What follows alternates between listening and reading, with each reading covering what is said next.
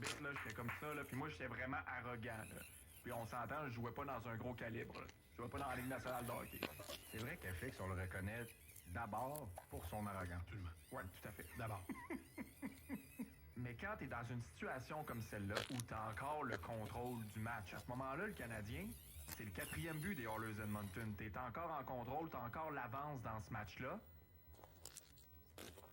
Favorise pas un appel qui peut être contre toi dans une situation où tu sais en plus que les Oilers d'Edmonton, ils ont un des meilleurs jeux de puissance dans la Ligue nationale. Quand tu as McDavid, Draisaitl sur le jeu de puissance qui viennent de Coach marquer... te l'a dit, là.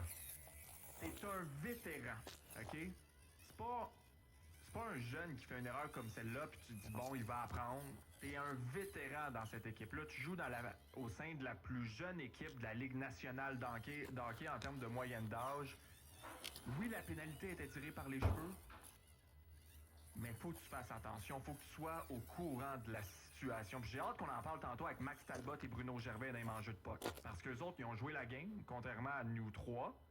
Puis ils savent comment ça monte là, durant le match de hockey, à quel point le caractère des joueurs, à quel point ça monte dans une partie de hockey. Après moi, Max, ça devait être le genre... Ça aurait pu être le genre de joueur à faire quelque chose comme ça. As-tu déjà applaudi un arbitre, tu penses?